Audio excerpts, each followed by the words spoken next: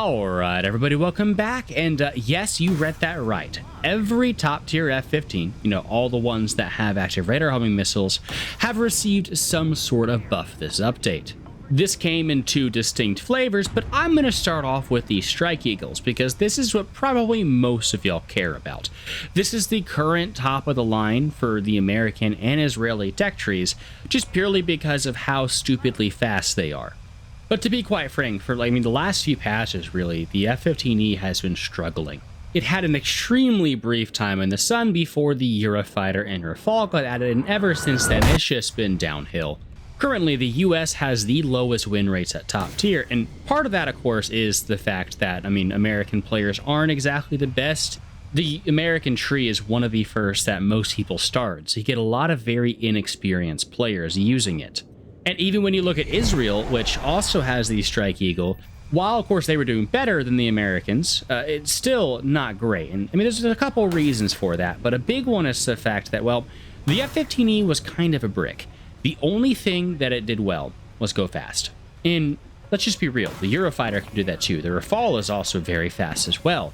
And both of those can fly circles around the F-15E while also having very good high-speed performance. This meant that before the update, really all the F-15E could do was fly fast in a straight line and just hope that no one engaged it. And if somebody did engage it, it was just stuck defensive, or it may not be able to notch in time if, say, for example, you were pushing somebody and you got surprised. Well, Gaijin went ahead and actually gave it the ability to pull at high speed. And I am very surprised by how much it can pull now. You're pulling 11, sometimes 12 Gs. I'm pretty sure that's more than the F-15C can pull now, which I don't think is quite right. I think the F-15C should pull a little more as well. But hey, this makes a massive difference in terms of gameplay, and it makes it a lot more competitive than it was previously. Because really, you can't do BVR in War Thunder like you do in real life, right? You have to be able to recommit, fire off multiple times, because missiles are fairly easy to notch for the most part.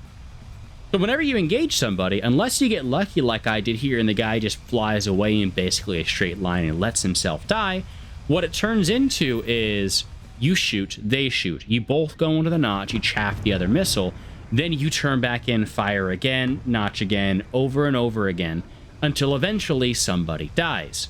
Before, the F-15E could kind of do that, but you'd have to do it at much longer ranges.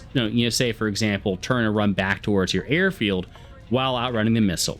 Because if you try to play like, a Eurofighter can, for example, where you just sit there notching, turn in real fast and fire at like 10 kilometers, 6 kilometers, however close it is, the F-15 would die. And so this basically forced you to play a lot more passively, which means you would get less kills and have less match impact. And just overall not a very enjoyable experience. Well, as you can see from the footage, now you have much more of an ability to be aggressive. I was going Mach 1.4 whenever I started that turn, and I was still able to get into the notch and defeat it. And then at Mach 1.2, turn back in, fire this missile at the Rafale, and turn back into the notch. Now, this is still not ideal, and the Rafale still has a big advantage because of the missiles. Unfortunately, the AMRAAM is just not the best missile for top tier. Gaijin kind of killed its high off boresight performance, and the AMRAAM C5 just makes it even worse. And in these engagements, you need that high off boresight ability to shoot before your nose is actually fully on target, or shoot without having to get your nose fully on target. If you're at 3 kilometers to somebody and you have to point your nose at them to shoot, you're almost certainly going to explode, even if your missile does connect. And unfortunately, until Gaijin decides to change something, that is just the situation that these American jets are stuck in. They're never going to be able to properly fit the meta, and honestly, I'm worried because after what happened with the F-16I, it looks like Gaijin may not include the AMRAAM A or B in newer jets that we get going forward, so it may get even worse. Japan's a bit of an exception here, we'll get to that here in a little bit, but for, the American and Israeli jets, they're kind of in a pickle. You may have noticed that, the plane that I'm flying has also changed in the background, though, and that's because it wasn't just the Strike Eagles that got some changes this update. So if you recall, I did say that it was a little bit of a different flavor of buff. And in the case of the F-15Cs, what they got was actually a thrust buff to their engines. Specifically, the 220 engines all got an across-the-board increase of thrust at every speed. And it wasn't that much, but what this does do is overall gives you better sustained turn rate at every speed, as you can see right here. And of course, it also gave you superior acceleration as well. Unfortunately, they did, for some reason, decide to slightly change the drag as well. So the top speed actually slightly decreased, at least at sea level. I haven't actually checked at altitude. But overall, this is just a straight up improvement for the F-15C. Unfortunately, the change was not enough. In case you didn't know, the F-15Cs are actually underperforming by quite a considerable margin. Hopefully I'll have some good news for y'all on that front sometime soon. But I really think that the F-15C's flat model really needs to be changed, because the F-15E, even with the better performance it has now, is not the best dogfighter. And in F-15C with fixed performance and potentially with an AESA radar, if they decide to add another one, would be a much better fit for top tier than the current F-15E. And in the case of the F-15JM that you see in the background, well, that would put it in a very good spot. Very good spot indeed, because the JM is lighter than the F-15C, and the AAM4, despite having a lower stat car G limit than the AMRAAM, actually has much better pull off the rail than the AMRAAMs do.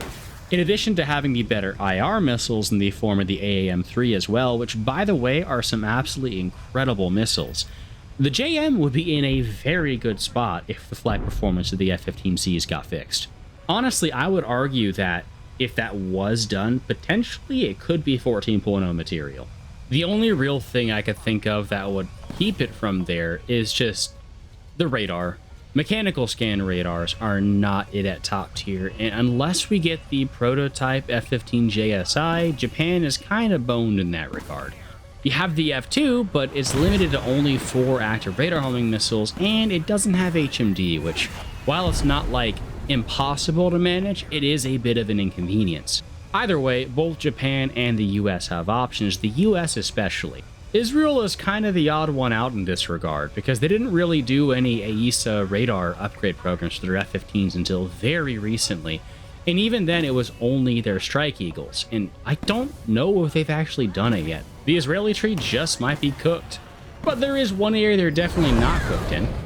Another one of those buffs that I was talking about for the F-15s is, in the case of the Israeli Strike Eagle, the F-15I, it just got access to up to 6 Spice 2000 IR guided bombs, along with its existing MAVs and paveways and everything else. These have some pretty excellent glide distance, and the fact that you can carry 4 of them along with 6 MAVs means that you now actually get access to up to 10 self-homing missiles on a very good platform, which, when you're dealing with Bucks and SLS and everything else, you very much need.